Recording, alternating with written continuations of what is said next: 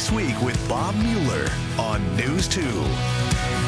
This week, an investigation is underway into 7 incidents of wasted COVID-19 vaccine in Shelby County. You will hear from State Health Commissioner Dr. Lisa Piercey. Tennessee Democrats say state Republican lawmakers want to make it harder to vote. Republicans say they want to make it more secure. More in our This Week cover story. Leadership and Loneliness, a new book by the leader of the largest black church in the Southeast. You will hear about COVID-19's impact on leadership from Dr. Joseph Walker.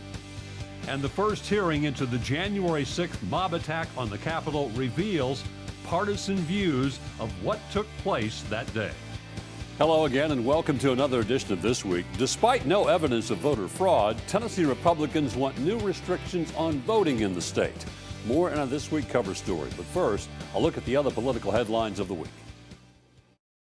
In Washington, the first hearing into the January 6th mob attack on the U.S. Capitol led to the stunning discovery of just how unprepared the Capitol Police were and the continuing effort by some to push false narratives of who was behind the assault. Testifying back at the very scene of the violence, Capitol Police Captain CARNEYSHA Mendoza recalling the January 6th attack as extreme and overwhelming. We could have had 10 times the amount of people working with us, and I still believe the battle would have been just as devastating. 5 people died as a result of the insurgency. Dozens of officers sustained injuries, some severe. Today on Capitol Hill, the former House Sergeant at Arms, the former Senate Sergeant at Arms, and the former Capitol Hill Police Chief all testifying about what they knew and didn't know before the attack. We had planned for the possibility of violence, the possibility of some people being armed, not the possibility of a coordinated military-style attack involving thousands against the Capitol. The FBI says it was tracking chatter online, but the witnesses testifying today claim specific intelligence suggesting the threat of an attack did not make it to them. What exactly did you know on January 5th, and why didn't you alert anyone? What the FBI sent them on January 5th was in the form of an email. I would certainly think that something as violent as an insurrection of the Capitol would warrant, a phone call or something. Tough questions, too, about the deployment of the National Guard even after the violence started. Would you agree that there were serious issues at the Pentagon that contributed to the fact that Guard troops did not arrive at the Capitol until about 5:40 that day? I don't know what issues there were at the Pentagon, but I was certainly surprised at the delays I was hearing and I was seeing. Many of those testifying just telling incredible stories of heroism and bravery, talking about all of those Capitol Police that did everything they could, even when they were completely outnumbered. Mary Alice Parks, ABC News, Washington. In Tennessee, opposition to much of President Biden's agenda remains unified among the state's 2 U.S. senators. Senior Senator MARSHA Blackburn took to the Senate floor to criticize President Biden for rejoining the Paris Climate Accord. When former President Trump formally withdrew from the Paris Climate Accords in 2019, economists, business owners, and budget watchdogs all breathed a sigh of relief because they knew that adherence to the Paris Climate Accords would put the United States at a competitive disadvantage. This wasn't a partisan debate, mind you. This was U.S.-based companies that were saying, thank you for withdrawing, because adhering to this when other countries who are our competitor will not adhere puts us at a disadvantage. That is the cost. That is the cost of my way or the highway. That is the cost of putting other countries and their agenda ahead of us. The cost of their non-compliance. Despite the senator's objection to much of the Biden agenda, Senator Blackburn was part of a bipartisan meeting with President Biden and Vice President Harris on the U.S. supply chains. Tennessee's junior U.S. Senator, Republican Bill Hagerty, told a Fox News audience his views on a successful economic recovery. Getting vaccines into people's arms, getting kids back to school, and getting parents back to work. That's what we need to be focused on, Larry. That's it. I'm with you on that. Yes. Hagerty opposes the president's COVID-19 relief package. And if you think about what's happened already, $4 trillion worth of stimulus has been passed. There's still $1 trillion worth, or close to $1 trillion, that hasn't even been spent yet. And they're talking about putting another $2 trillion package in place, most of which, I think 95% of which I read today, won't even begin to get spent until 2022. And the senator had advice for the president on China. Senator, do you believe the Biden crowd will stay tough with China? Will they? No, it's most disappointing. I mean, they need to wake up and understand that China is not just a competitor. China is a key strategic adversary. They come at us militarily, they come at us diplomatically, they come at us economically. Whether it's stealing our intellectual property and subsidizing their industries, which takes away American jobs, blue-collar jobs, their aggressiveness in that part of the world is amazing. And we need to be standing up right now, not standing back. Now to our This Week cover story. A bill to eliminate early voting and abolish voting machines was pulled this week by Tullahoma Republican Senator Janice Bowling. State Capitol newsroom reporter Gerald Harris explains why some say political games are getting in the way of fair and lawful voting. A slew of election reform bills are popping up across Republican-controlled legislatures, including Tennessee. Obviously, right now, we're having a big fight about what it means to be a democracy and whether people trust it or not. A bill from Senator Janice Bowling would have made hand-marked, watermarked paper ballots the only way to cast a vote in Tennessee.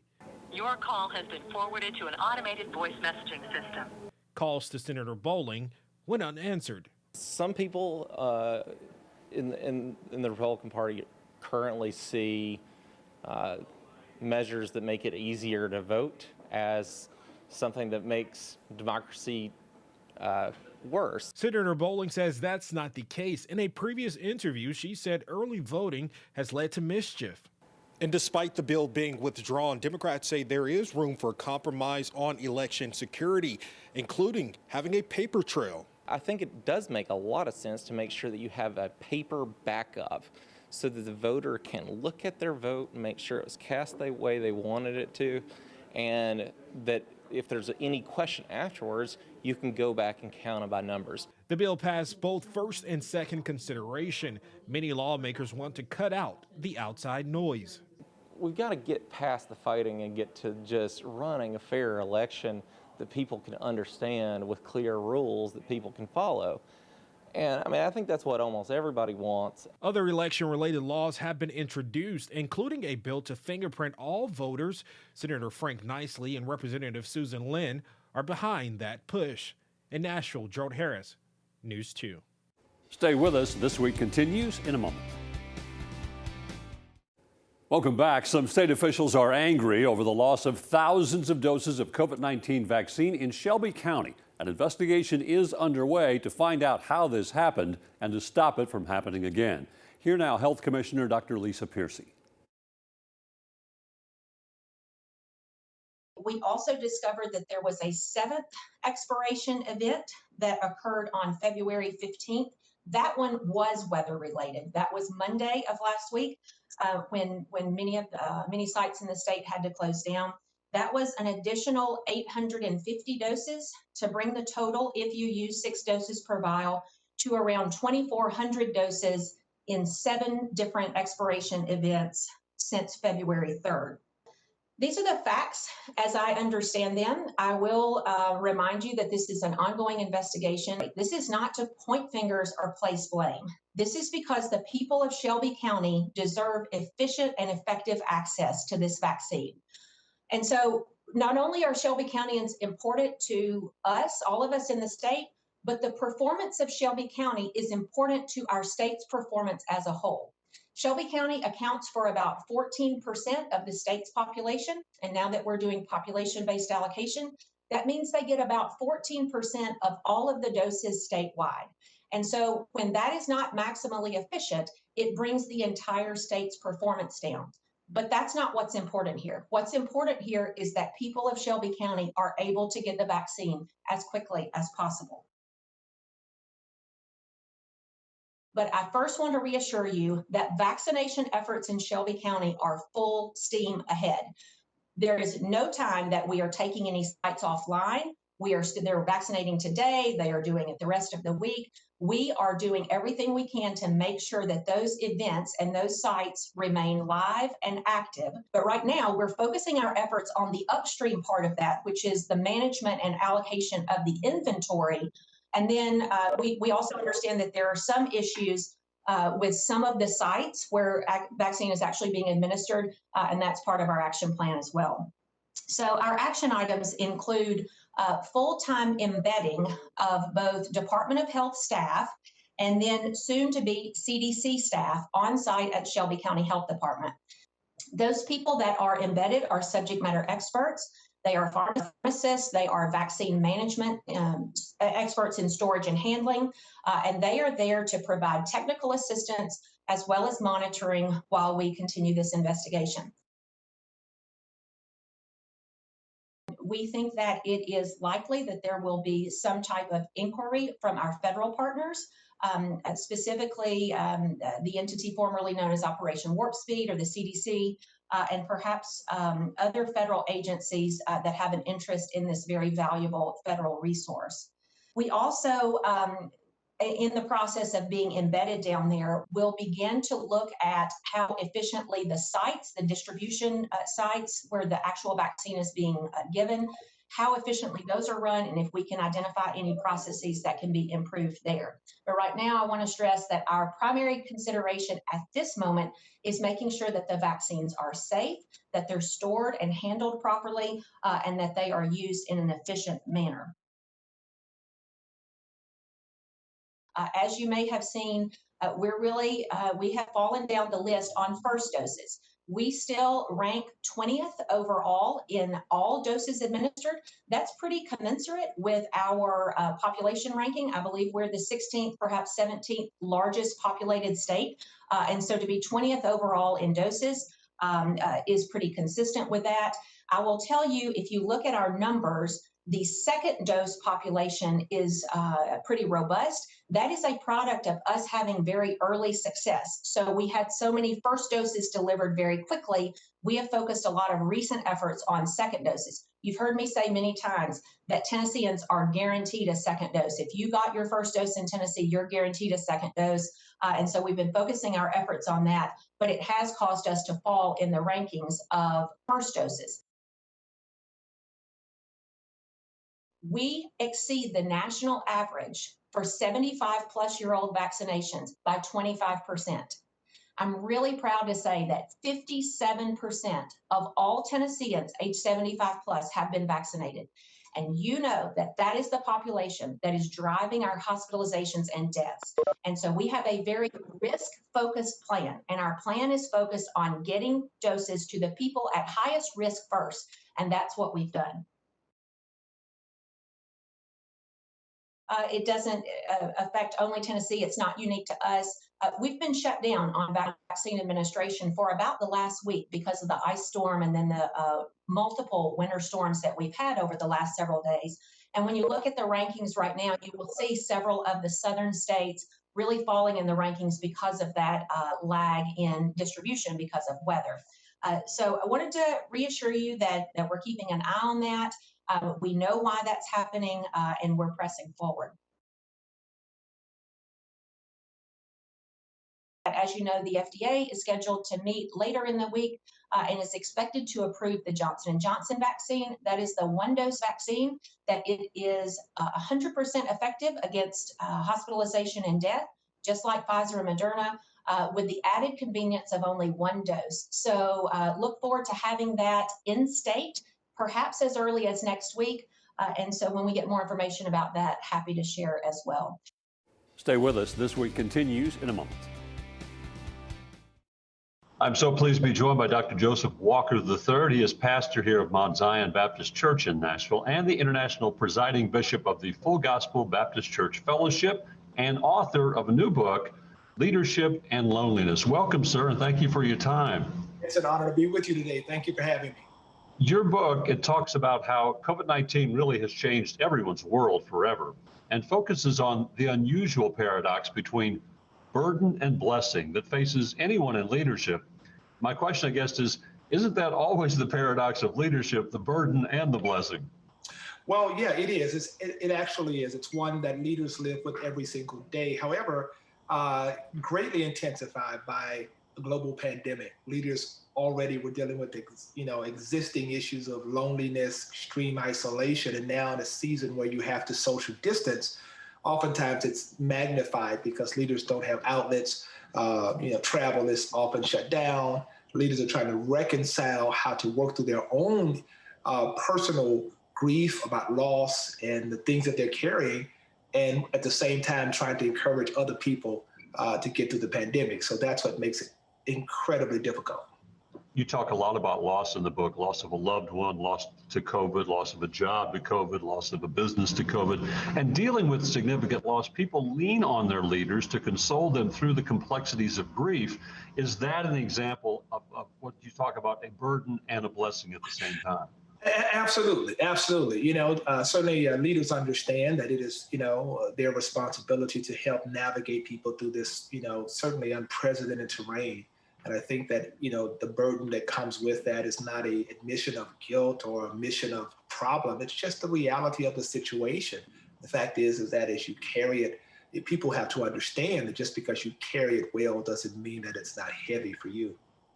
As you well know, people have been through an awful lot, and it's not over with yet. Frustrations and struggles that leaders feel as well, unable to solve all the problems or save all the lives. Does that hit them hard?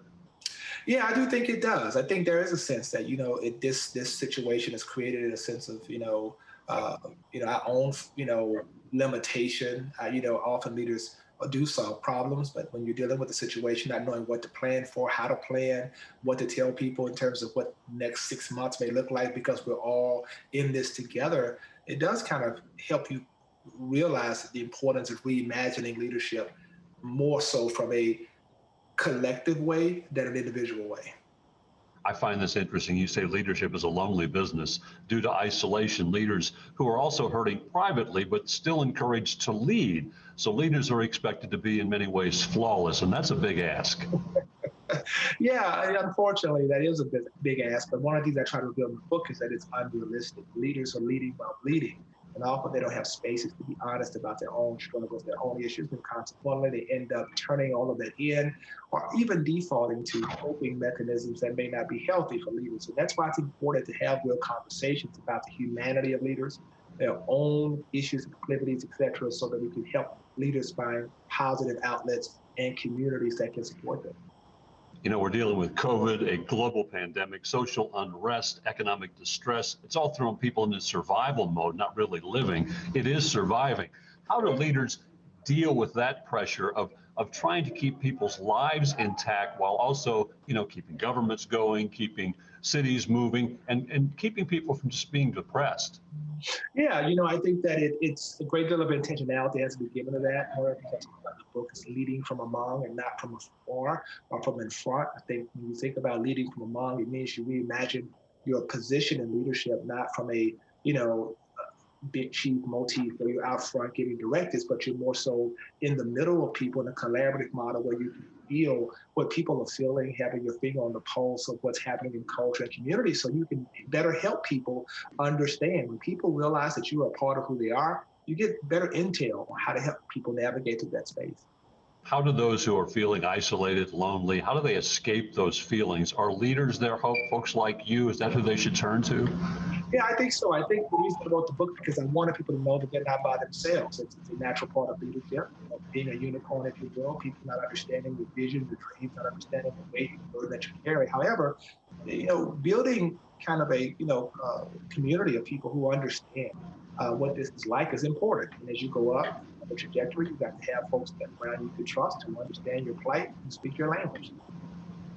When you talk about leaders in your book, are you talking about elected officials who we've come to see in the public eye as the image of leader? Or are you also talking about the person who takes it upon themselves to offer help, assistance, someone to talk with, someone who becomes a leader during a crisis? Yeah, leadership manifests in a variety of different ways. Leadership is not position-oriented per se. It's not like a position. It's a way of existing. A leader can be a person who's, again, volunteering, helping folks in the community, doing whatever, leaders in different ways. So there's a leader emerging in all of us, and we all have the same burden and the same responsibility. But I think that the book tries to explain that there's either a leader emerging from us, there's a leader yet to be discovered in us, and then there's a leader out there who's just trying to figure out life itself, you know? What's the message of hope that your book, Leadership and Loneliness, can give to folks out there who are dealing with both, who are maybe our leaders feeling that loneliness, or just a lonely person out there dealing with this pandemic and trying to survive? Yeah, that you're not alone, that everybody's exhausted. We all understand the impact of COVID-19. We understand what's going on. The responsibilities have not ceased just because we're in the midst of a global pandemic, but that there are people who understand and that there is hope in this, and that your isolation could be a great opportunity for restoration, refueling, and coming out of this better than you went into it. Dr. Joseph Walker, really appreciate your time very much. Thank you for your time, sir. Really appreciate it. And stay with us. This Week continues in a moment. I want to thank you for spending part of your weekend with us. That will do it for another edition of This Week. We hope to see you back here next weekend for another edition of This Week. Stay safe and healthy out there, and have a great week.